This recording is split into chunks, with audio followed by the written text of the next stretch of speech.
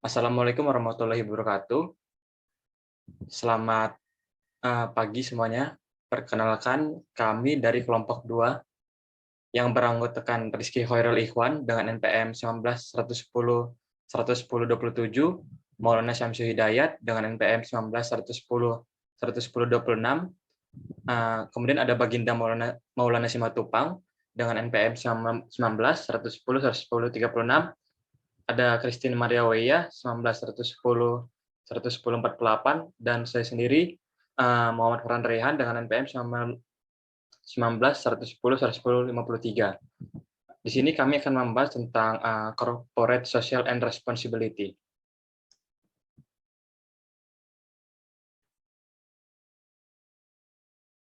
Yang pertama, adapun tujuan pembelajarannya adalah memperkenalkan konsep tanggung jawab sosial perusahaan CSR. Yang kedua, memeriksa bagaimana CSR berbeda antar negara dan mengapa. Yang ketiga, memberikan alasan mengapa perusahaan harus terlibat dengan ide dan mengeksplorasi bagaimana mereka dapat melakukannya. Serta yang keempat, membahas implikasi dari munculnya CSR untuk HRM. Kemudian akan dilanjutkan oleh teman saya. Jadi pembahasan yang pertama adalah mengenai konsep corporate social and responsibility. Next.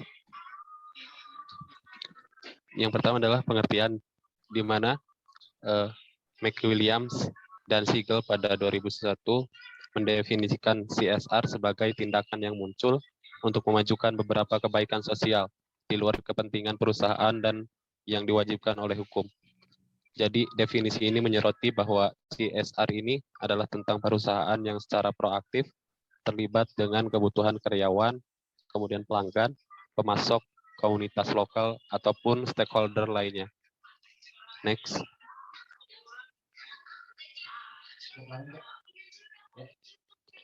Yang kedua adalah mengenai model CSR. Jadi model yang berpengaruh adalah piramida CSR atau Corporate Social Responsibility yang dikembangkan oleh R.C. Carroll pada tahun 91. Ini menggambarkan tanggung jawab perusahaan sebagai piramida yang mempunyai 4 lapisan. Yang pertama adalah lapisan philanthropic responsibilities, di mana lapisan ini mengenai persyaratan untuk menghasilkan barang dan jasa yang dibutuhkan oleh konsumen, kemudian membayar upah kepada karyawan, pengembalian kepada penyedia modal, kemudian pajak kepada pemerintah, dan lain-lain. Ini merupakan dasar untuk semua tanggung jawab lainnya. Kemudian ada lapisan yang kedua adalah lapisan ethical responsibility, di mana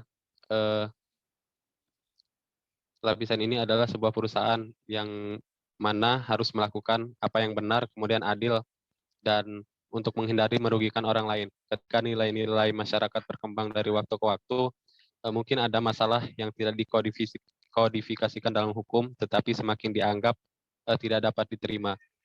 Kemudian lapisan yang ketiga adalah legal responsibilities, di mana lapisan ini merupakan persyaratan untuk memenuhi huruf dan semangat hukum dan bermain sesuai aturan main. Ini merupakan persyaratan bagi individu sebagai warga negara, kemudian harus berlaku untuk aktor masyarakat lainnya juga. Kemudian yang terakhir adalah economic responsibilities, di mana persyaratan ini merupakan hasilkan barang dan jasa yang dibutuhkan konsumen, kemudian membayar upah kepada karyawan, pengembalian kepada penyedia modal, dan pajak kepada pemerintah. Next.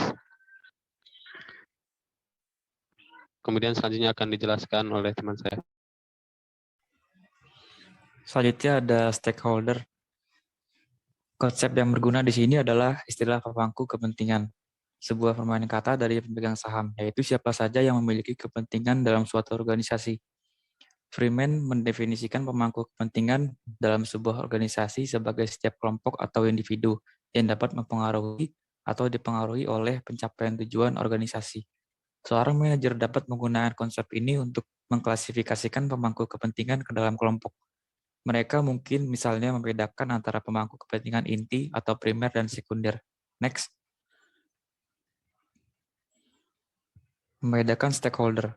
Mitchell dan kawan-kawan membedakan antara pemangku kepentingan dalam hal yang pertama legitimasi, yaitu seberapa valid klaim pemangku kepentingan di mata masyarakat luas. Yang kedua, kekuatan, yaitu sejauh mana pemangku kepentingan mampu menghasilkan efek. Yang ketiga, ada urgensi, yaitu sejauh mana klaim mereka membutuhkan perhatian segera. Manajer harus fokus pada pemangku kepentingan yang memiliki klaim sah yang mendesak dan yang juga memiliki kemampuan untuk berpotensi menimbulkan kerusakan pada perusahaan. Next. Kemudian ada alasan mengapa sebuah perusahaan mungkin ingin terlibat dengan CSR. Terbagi dalam 3 kategori besar. Yang pertama ada kasus bisnis, kedua ada tekanan masyarakat, dan argumen etis. Next. Menurut Carol dan Sabana, kasus bisnis dapat mengambil beberapa bentuk, yaitu yang pertama ada pengurangan biaya. Manajemen yang lebih baik dapat mengurangi paparan karyawan, kontraktor, atau pelanggan terhadap bahaya lingkungan. Yang kedua ada keunggulan kompetitif, yaitu melalui proaktif lingkungan, perusahaan dapat mengembangkan barang atau proses produksi yang lebih ramah lingkungan. Tiga ada reputasi, yaitu reputasi sebagai perusahaan yang bertanggung jawab dapat meningkatkan loyalitas pelanggan. Dan ada penciptaan nilai sinergis. Melalui menjalin hubungan dengan berbagai pemangku kepentingan, perusahaan mungkin dapat memanfaatkan peluang baru untuk penciptaan nilai. Yang kedua, ada menurut model tekanan sosial, CSR dari tekanan sosial oleh konsumen dan lembaga sosial masyarakat serta tekanan politik oleh pemerintah. Yang ketiga ada argumen etis atau alasan etis untuk menjelaskan apa yang harus atau tidak boleh dilakukan oleh perusahaan. Argumen etis untuk CSR menunjukkan bahwa individu sebagai pemilik perusahaan, manajer atau karyawan melakukan atau menahan diri dari kegiatan karena ini adalah hal yang benar untuk dilakukan. Argumen etis menyoroti peran penting para juara internal dalam mempromosikan inisiatif CSR dan mengarahkannya melalui kesulitan. Salah satu argumen utama yang menentang pendekatan etis terhadap CSR adalah bahwa pasar tidak dapat membedakan antara perusahaan yang memutuskan untuk melepaskan peluang tertentu karena alasan etis dan perusahaan yang tidak efisien. Selanjutnya akan dijelaskan oleh Christine. Enterprise. Yang pertama ada konflik dalam mind, yaitu internasional juga mengharuskan mereka untuk memperhatikan perbedaan antar negara dalam kebutuhan pemangku kepentingan mereka membandingkan Amerika Serikat dengan negara-negara Eropa kontinental seperti Prancis atau Jerman. Next. Yang kedua ada perbedaan kebutuhan pemangku kepentingan, yaitu perbedaan kebutuhan pemangku kepentingan bahkan lebih terasa ketika kita membandingkan negara maju dengan negara berkembang. Menurut Debert dan Holmes, dan pada tahun 2009, di banyak negara berkembang, pemerintah sangat cacat dalam kemampuan mereka untuk memenuhi kebutuhan sosial dan lingkungan. Negara berkembang biasanya mengalami peran LSM yang lebih lemah dalam mempromosikan CSR, sementara konsumen biasanya bukan kekuatan yang signifikan dalam permintaan produk yang bertanggung jawab secara sosial.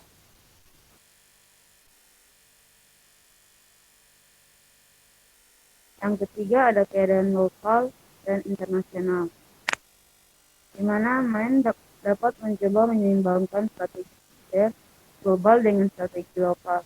Ini menjanjikan untuk menawarkan yang terbaik dari kedua dunia, menanggapi kebutuhan pemangku kepentingan lokal sambil mengintegrasikan kegiatan CSR secara global untuk membuat penyediaan CSR hemat biaya sementara juga secara memadai menanggapi masalah global, sosial, dan lingkungan. Namun strategi CSR yang seimbang seperti itu jauh lebih menuntut dalam hal waktu dan sumber daya yang dibutuhkan untuk mengelolanya dengan baik. Yang keempat, ada kode etik UN dan dalam CSR. Kode etik yang biasa disebut juga dengan kebijakan etika, kode etik, pernyataan praktik bisnis, prinsip bisnis, dan lain-lain adalah dokumen kebijakan yang mendefinisikan tanggung jawab perusahaan terhadap pemangku kepentingan. atau perilaku yang diharapkan perusahaan dari karyawan. Selanjutnya akan dijelaskan oleh Rehan.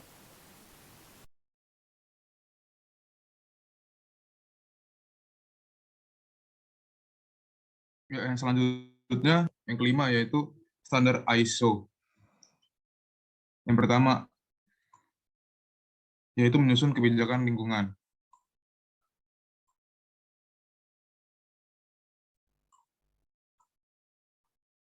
Lalu yang kedua, standar ISO merancang serangkaian standar untuk manajemen lingkungan. Standar manajemen lingkungan ISO 14001 dan yang terkait, serta pedoman ISO 26000 untuk tanggung jawab sosial.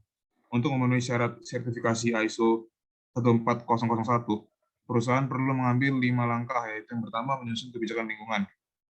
Yang kedua, merancang tujuan, target, dan rencana implementasi untuk ini. Lalu yang ketiga, letakkan elemen-elemen yang diperlukan untuk keberhasilan operasi rencana, misalnya menetapkan peran, memberikan pelatihan. Lalu yang keempat, periksa bahwa tujuan telah terpenuhi. Jika tidak, rencanakan tindakan korektif. Lalu yang kelima, terlibat dalam audit berkala dan tinjauan operasi standar. Next. Yang keenam, yaitu standar CSR penting lainnya. Standar CSR penting lainnya yang pertama yaitu standar hak asasi manusia SA 8000 yang dikembangkan oleh Social Accountability International. Lalu yang kedua ada standar jaminan AA 1000 dan standar keterlibatan pemangku kepentingan AA 1000 dikembangkan oleh Accountability. Standar CSR memiliki sejumlah keunggulan. Mereka mengirimkan sinyal yang jelas kepada konsumen, LSM, dan regulator bahwa perusahaan yang disertifikasi menjalankan tanggung jawab sosial dan lingkungan dengan serius. Next. Yang ketujuh yaitu tantangan CSR dalam Human Resource Management. Greenwood pada 2002 dan Ehnert pada 2009 melihat tantangan berikut dalam HRM yang lebih bertanggung jawab secara sosial. Sistem penghargaan yang adil berdasarkan konsep kesetaraan, keadilan, distributif, otonomi, dan rasa hormat. Lalu yang kedua, kesehatan dan keselamatan di tempat kerja untuk menghindari kecelakaan dan menjaga kesehatan para karyawan. Lalu yang ketiga, investasi dalam mengembangkan keterampilan tenaga kerja, khususnya dalam kompetensi kritis dan pembelajaran sepanjang hayat. Lalu yang keempat, dukungan untuk keseimbangan kehidupan kerja, keseimbangan kerja keluarga, dan tenaga kerja yang menua. Yang kelima, proses yang wajar dalam memperlakukan karyawan, mengikuti prinsip-prinsip rasa hormat, transparansi, kejujuran, dan sifat perubahan jangka panjang. Lalu yang keenam, menghormati privasi karyawan dan sebagai konsekuensinya kebebasan dan otonomi sebagai nilai-nilai organisasi. Selanjutnya akan dijelaskan oleh rekan saya, Rehan.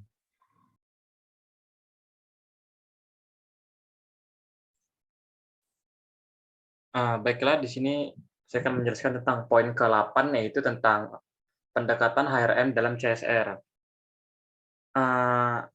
Redwick, Redman, dan Maguire pada tahun 2013 menyarankan beberapa jalan yang dapat ditempuh HRM dalam hal ini. Yang pertama, pendekatan pertama dan sangat langsung. Fungsi HRM harus merekrut karyawan yang bersedia terlibat dengan CSR melalui kegiatan nyata. Jika sesuai, ini mungkin memerlukan pencantuman kriteria CSR dalam spesifikasi pekerjaan. HRM juga harus terlibat dalam pelatihan karyawan untuk mengembangkan kemampuan lingkungan dan sosial staf perusahaan. Pelatihan semacam itu kemungkinan akan meningkatkan kesadaran karyawan tentang dampak sosial dan lingkungan dari kegiatan organisasi mereka, dan juga akan membekali staf dengan keterampilan yang dibutuhkan untuk mengatasi hal ini. Akibatnya, perusahaan akan memperoleh keahlian akhirnya perusahaan akan memperoleh keahlian lingkungan dan sosial yang lebih besar, yang bahkan dapat mengarah pada peluang komersial baru. Yang kedua, HRM dapat berkontribusi untuk memotivasi karyawan untuk terlibat dengan tantangan CSR yang dihadapi perusahaan mereka. Hal ini dapat dicapai dengan menjadikan isu-isu sosial dan lingkungan sebagai bagian dari sistem penilaian manajemen kinerja perusahaan. Yang ketiga, HRM dapat memberikan kesempatan untuk keterlibatan karyawan dalam tindakan tanggung jawab sosial daripada membatasi keterlibatan manajer CSR dan spesialis. Kita masuk ke kesimpulan, tanggung jawab sosial perusahaan mungkin agak sulit untuk dijelaskan karena tidak ada definisi istilah yang diterima secara umum. Namun, perhatian terhadap kebutuhan pemangku kepentingan yang lebih luas dari sekedar pemegang saham semakin diharapkan dari bisnis. Tekanan tersebut diperkuat oleh skandal dalam perusahaan individu atau rantai pasokan mereka. Selain itu, ada tekanan etis keinginan manusia untuk melakukan hal yang benar. Saat ini perusahaan memiliki spektrum yang luas dari alat CSR yang mereka miliki, mulai dari kode etik, melalui pelaporan sosial dan lingkungan, hingga standar CSR. Lebih jauh lagi, industri pendukung yang sesungguhnya dari konsultan asosiasi industri LSM dan badan pemerintah telah tumbuh di sekitar CSR. CSR dan konsep tetangga seperti berkelanjutan, berpotensi menjadi paradigma baru untuk HRM. Sedangkan HRM strategi sering memperlakukan sumber daya manusia sebagai sesuatu yang harus dieksploitasi dan dikonsumsi CSR dan berkelanjutan stres kebutuhan untuk memikirkan kembali cara perusahaan mengelola dan menggunakan sumber daya mereka, termasuk HRM. Baik, sekian hasil presentasi kami. Jika ada kurang kami mohon maaf. Wassalamualaikum warahmatullahi wabarakatuh.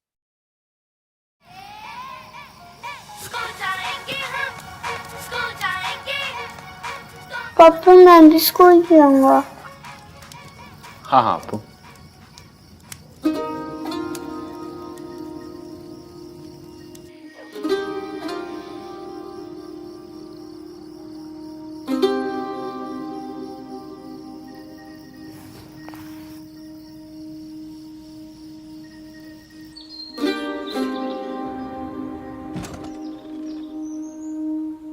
बस स्कूल चले। राम राम जी। राम राम जी। अरे अप्पू स्कूल जा रहे हो? मैंने ना नदी किनारे एक लाल रंग की नाव देखी थी। अप्पू नाव ढूंढने चले?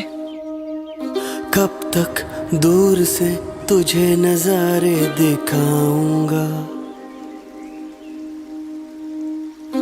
कब तक बूढ़ी कहानियां तुझे सुनाऊंगा, कब तक झूठे दिलासे तुझे दिलाऊंगा। पर पापा स्कूल गए नहीं। जाने वो दिन कब आएगा जब चांद पे तू जाएगा। स्कूल जा रहे हो? जाने वो दिन कब आएगा जब चांद पे तू जाएगा।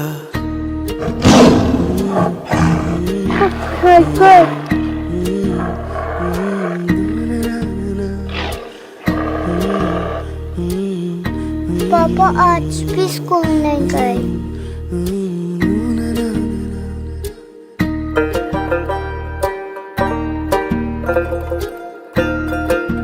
पापा आज पक्का स्कूल जाएंगे। कब तक तेरे सवालों को मैं यूं ही टालूंगा, कब तक तुझको बातों के धागों में बांधूंगा,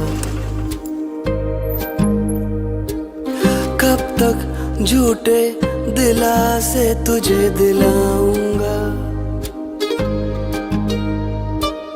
क्या वो दिन कभी आएगा जब चांद पे तू जाएगा, जब चांद पे तू जाएगा।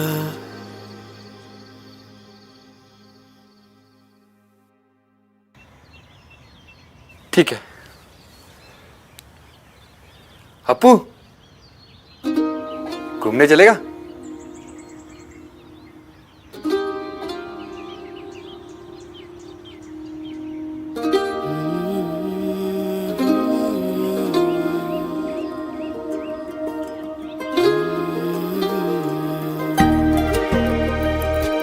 अपू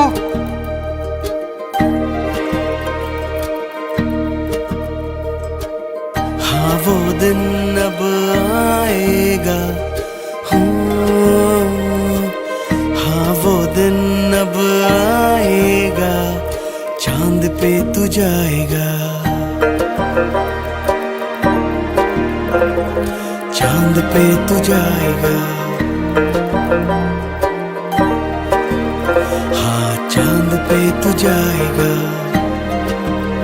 हाँ चांद पे तू जाएगा।